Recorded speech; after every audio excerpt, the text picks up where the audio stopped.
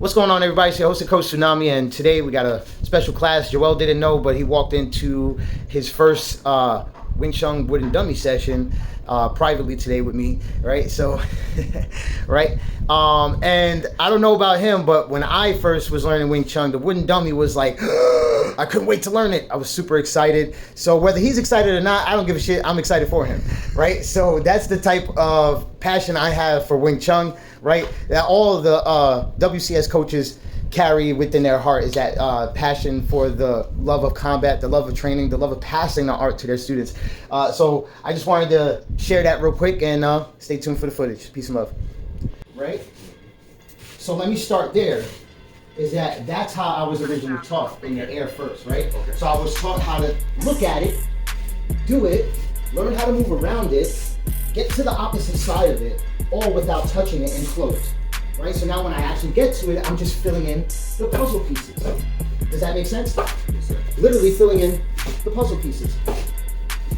Boom. And that's one side of section one. Now you have to repeat that on the opposite side. Okay. So again, we're going in, pull a little bit, release, and then look, the blades start to happen. Boom, I step forward. As I do that, see my tongue is covering my face. If I bring it to the bridge of my nose, that's how you know I'm at the right measurement. I'm at a fist away from my torso. You can't see it from the camera perspective, but you can see it right here.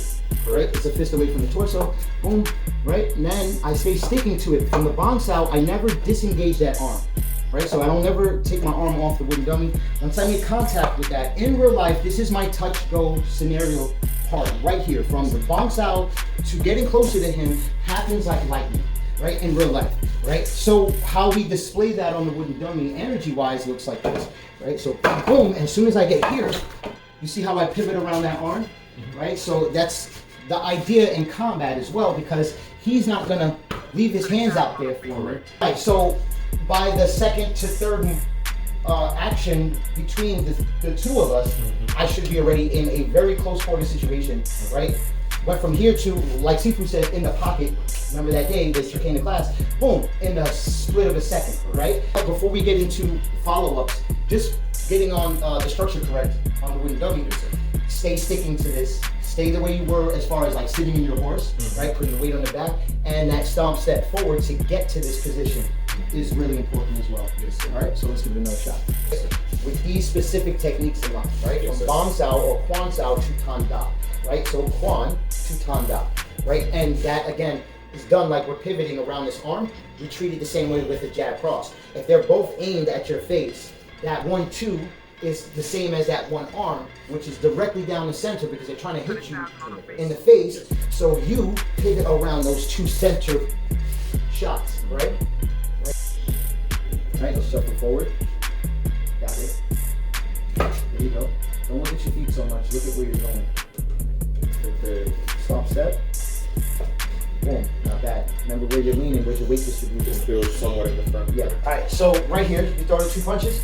Right. Boom. Step in a little bit. It's okay. Boom. And now the second one. Boom. Right.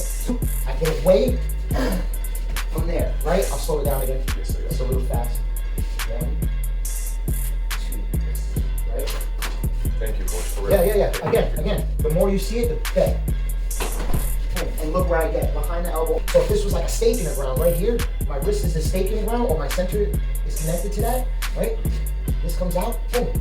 Nothing moves that wrist. That next one comes, my body goes behind it. Like in here, so now that should make it less confusing of fixing the hand or constantly have to readjust it, because it actually never moved.